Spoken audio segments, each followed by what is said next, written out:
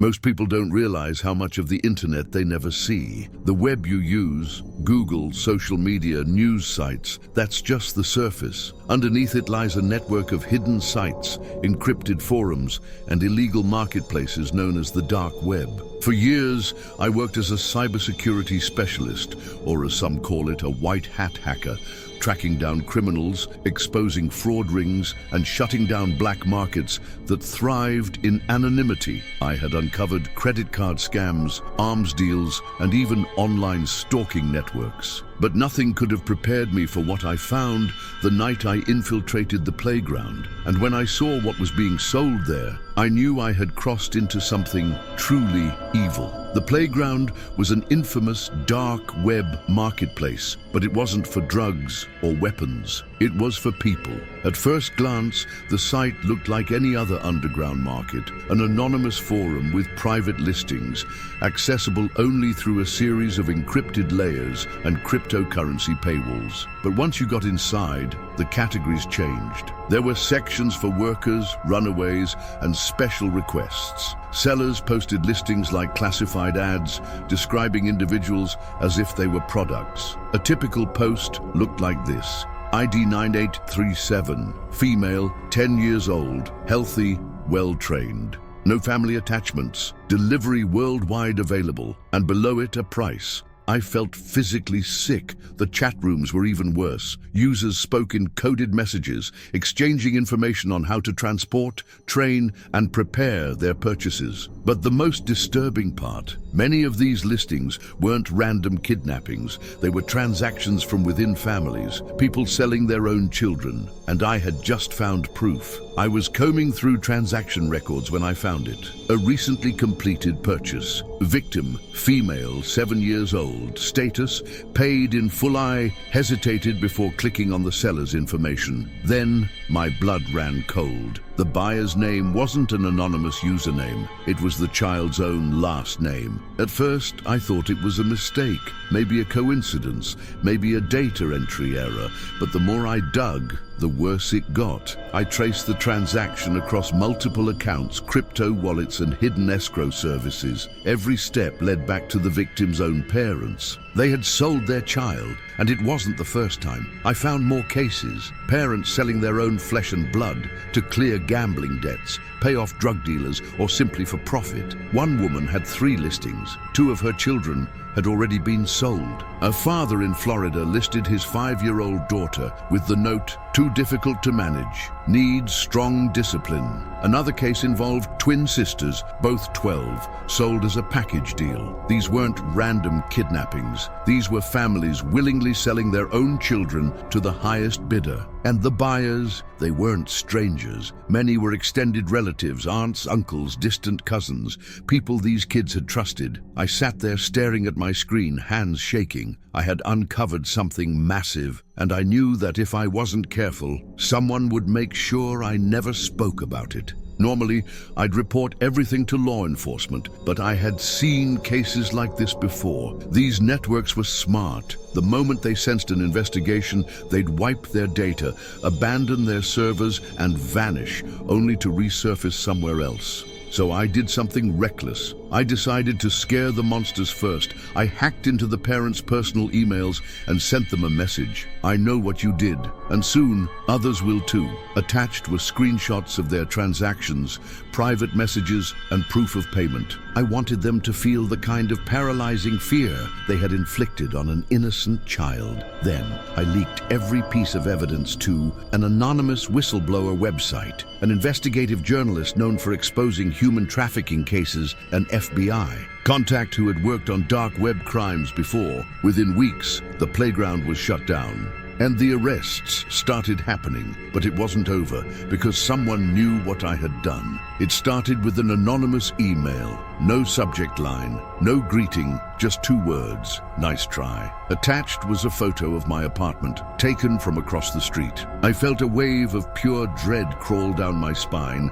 Then my phone rang. A blocked number, I answered, heart hammering. Silence. Then a whisper, "You should stop looking." Click. I sat there, frozen. That night, I packed a go bag, destroyed my hard drives, and left the city. But the nightmare wasn't over. A few weeks later, in a new city, I woke up to a sound. Tap, tap, tap, soft knocking at my hotel door. I grabbed the knife under my pillow and crept toward the peephole. No one was there. Then I noticed it, a flash drive placed carefully on the floor outside my door. I hesitated, then picked it up and plugged it into my laptop. One file. A video. I clicked play. The footage was grainy, night vision, but I recognized what I was looking at. It was me. Footage of me walking to my car. Footage of me checking into this very hotel. Someone had been following me, and they wanted me to know it. I shut my laptop and left the hotel that night. I changed my name, moved across the country, and I never went back to the dark web. To this day, I don't know if those families were ever fully punished. I don't know if that 7-year-old girl was ever found. And I don't know if the people who ran the playground simply moved their operation somewhere else. But I do know one thing. Evil doesn't hide in the shadows. It hides in plain sight. And no matter how much you fight it, it always finds a way back. Some people believe that if you mind your own business, nothing bad will happen to you.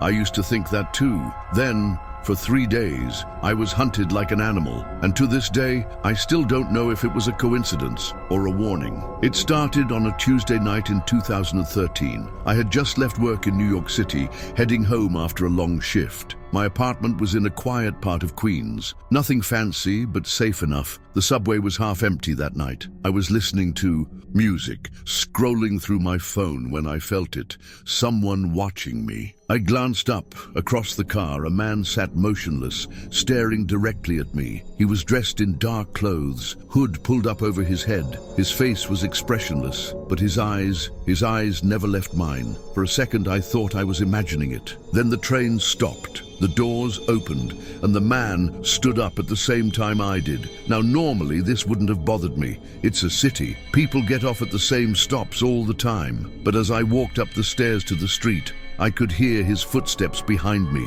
Not rushed, not casual, just following. I reached the corner and slowed down, pretending to check my phone. So did he. My stomach twisted. I crossed the street. He crossed too. I turned the corner. So did he. This wasn't random. He was following me. I picked up my pace. My apartment was 4 blocks away. Not far, but suddenly it felt miles away. The streets were quiet, just the occasional car rolling past. No one else was around. I reached a small bodega, its neon open sign flickering. I stepped inside, pretending to browse.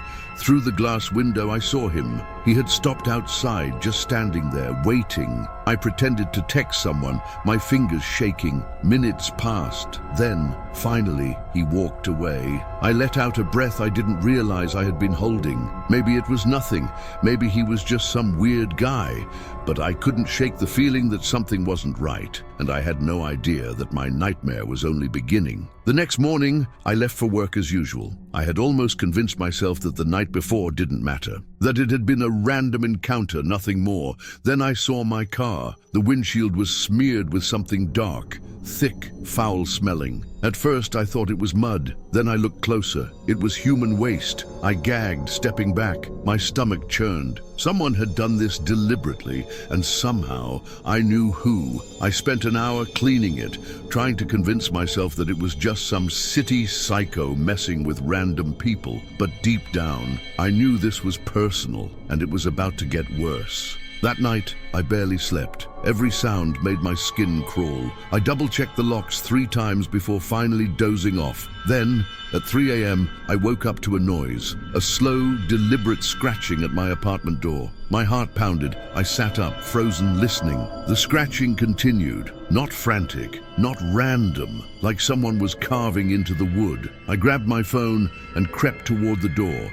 Barely breathing, I looked through the peephole. Nobody was there. I stood there for 5 minutes, heart hammering, phone in hand, waiting. Then silence. I didn't sleep again that night. In the morning, I checked the door. There were deep scratch marks in the wood, and taped to the peephole was a Polaroid of my apartment window, taken from outside. I called the police. They took my statement, barely interested. Probably just a prank, the officer muttered, handing me a case number I knew would go nowhere. I felt helpless. So that night, I didn't go home. I checked into a cheap motel on the other side of the city, figuring I'd lay low for a few days. I didn't tell anyone where I was staying, so when my phone rang at 11:45 p.m. and an unknown number flashed on the screen, I knew something was wrong. I let it go to voicemail. Then, another call and another. Finally, I answered, my voice shaky. Hello? Silence. Then a whisper. I found you. Click. My stomach dropped. I turned off my phone, grabbed my bag, and ran to my car.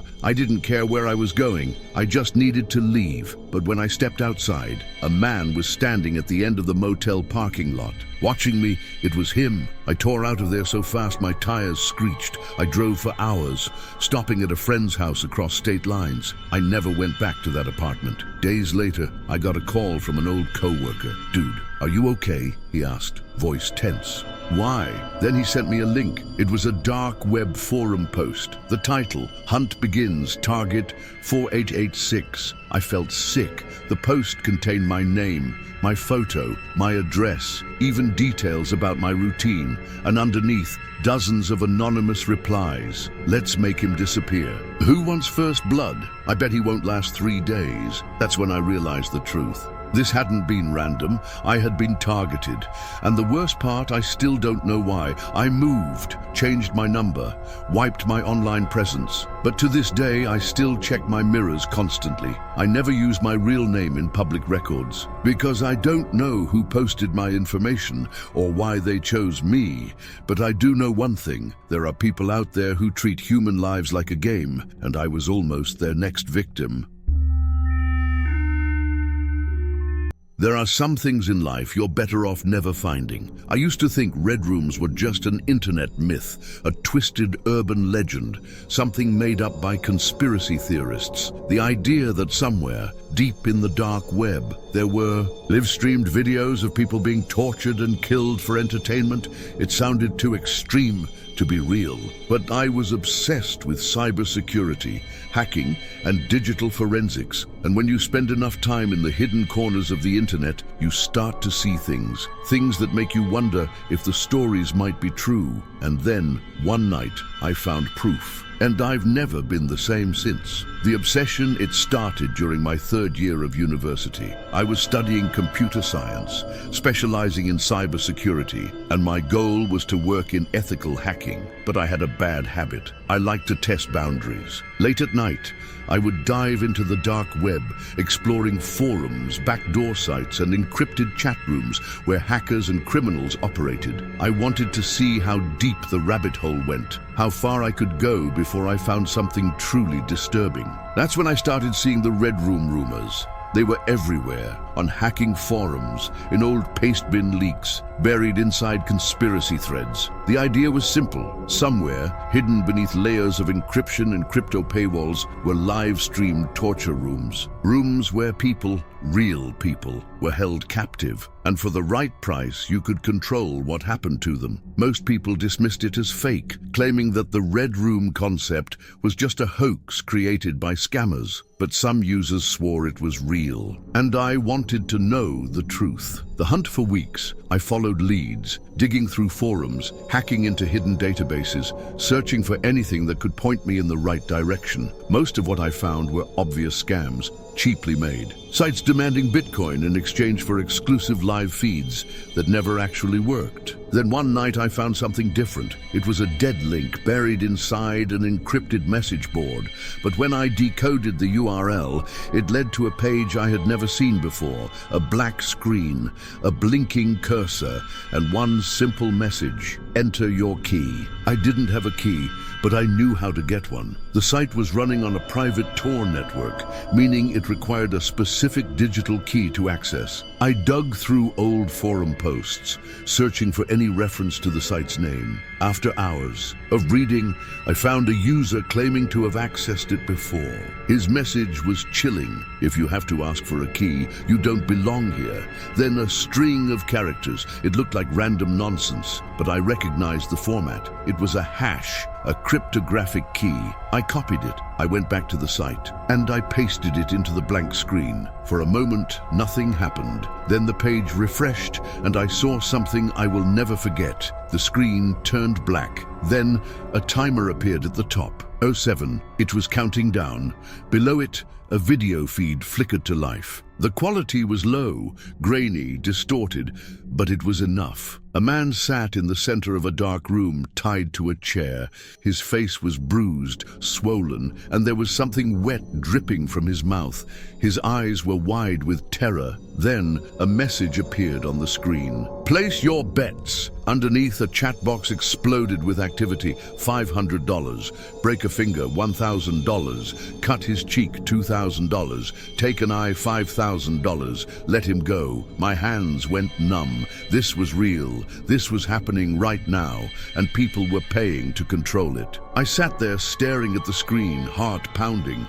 The timer kept counting down. Zo 6 4300, Zo 642. Then the camera moved. The screen flickered as the feed adjusted, zooming in on the man's terrified face. And then he looked at me. No, not at the camera. At me, as if he knew I was there. I scrambled to unplug my laptop, but before I could, the chat box changed. A single message appeared. We see you. My breath caught in my throat. Then the video feed cut to black. I yanked the battery out of my laptop, heart racing. My mind was screaming at me.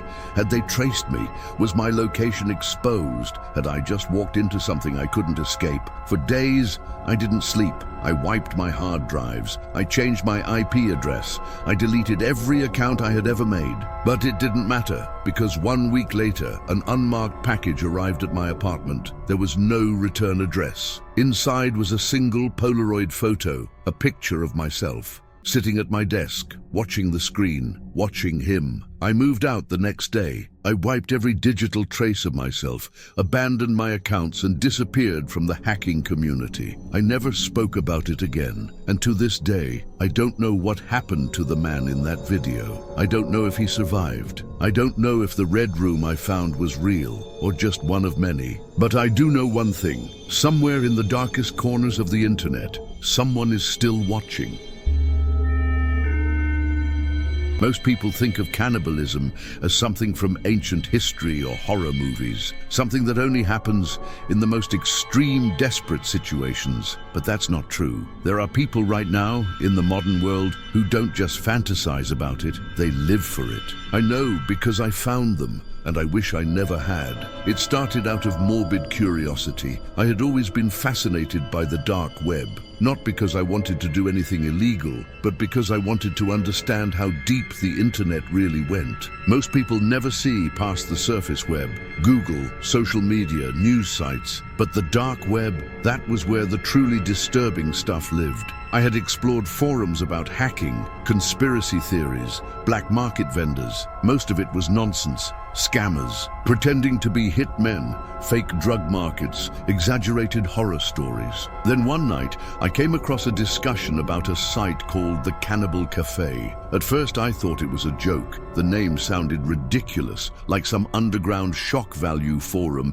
made for twisted thrill seekers. But the deeper I dug, the more disturbed I became. Because this wasn't just some sick fantasy forum. This was real. After hours of searching, I finally found it, a hidden Tor site, invitation only. The homepage was simple, just a black background with white text. Welcome to the Cannibal Cafe. For those who hunger for more. Below it, a login screen. I didn't have an account, but I had learned a few tricks for bypassing authentication on older sites. It took some effort, but eventually I got in, and I immediately wished I hadn't. The forum was divided into sections. Some threads were pure fantasy, people sharing elaborate fictionalized stories of cannibalistic desires, but others were classified ads. People offering themselves up as victims, people looking for others to consume. Some users claimed they had already done it. I told myself they were lying. They had to be. But then I found the photos. One of the most active users, MeatSeeker42, had started a thread titled "A Night to Remember." Inside, he had posted a series of images. The first showed a dinner table, neatly set with a single plate in the center. The second, a raw, bloody slab of meat. And the third, a photo of a missing persons poster with the caption, "Bon appétit." My stomach churned. I clicked through the replies. Some users congratulated him, others asked for recipes. One even asked, how did he taste? And MeatSeeker42 had answered, like pork, but better. That was when I realized this wasn't just a fetish community, this was a network of predators. And some of them were acting on their urges. There was one thread that haunts me to this day. It was a looking for ad, posted by a user named Tobias Eats, seeking willing participant for the ultimate experience. You will be honored, celebrated, and enjoyed to the fullest. I scrolled through the replies, expecting it to be just another fantasy thread, but then a reply caught my eye. Someone had responded seriously. I am willing. The reply was long, emotional, almost poetic. The person described how they had felt this way for years, how they fantasized about being consumed. They wrote about how they wanted to be remembered as a feast, a final moment of intimacy, and Tobias Eats had responded, let's make it happen. There was an agreement, a meeting place, a date. I stared at the post for a long time, my skin crawling. Was this real? Had I just witnessed someone volunteer for their own death? And worse, was it too late to stop it? I immediately started digging into the usernames. Most were anonymous, but some had left trails, tiny details that led to real-world identities. I tried to trace the IPs. Most were hidden behind VPNs and proxies, but I managed to track one to a location in Germany. Then I made a mistake. I posted, "This has to be fake. You're all sick." Seconds later, I got a private message from Tobias Eats. "Are you curious? You seem curious. Why don't you join us?" I didn't respond. Then another message. "Check your email." My stomach dropped. I hadn't used my real email. How did he know? I switched tabs, opened my inbox. There was an email from an unknown sender. No subject line, no text, just an image attachment. I clicked it and my blood turned to ice. It was a photo of my apartment, taken from outside my window. I slammed my laptop shut, heart pounding. Had they hacked my webcam, traced my IP? Was someone watching me right now? I grabbed my phone, ready to call the police. Then it buzzed with a text. "Unknown number. You've seen too much." I didn't sleep that night. I spent the next day wiping my computer, deleting accounts, and changing every password I had. But deep down, I knew I had pissed off the wrong people. Months later, I saw something on the news. A man in Germany had been arrested for murder and cannibalism. The details were horrific. He had lured a willing victim from an online forum, just like the one I had seen. And when they showed his username, it was Tobias Eats. I nearly threw up. I had seen it happen in real time, and I had done nothing. I moved to a new city, changed my number, scrubbed my online presence, but I still check my emails, terrified that I'll see another message from them, because if there's one thing I know for sure, it's this: the Cannibal Cafe was real, and even though it was taken down, I have no doubt it still exists, somewhere in the darkest corners of the web, where people are still hungry.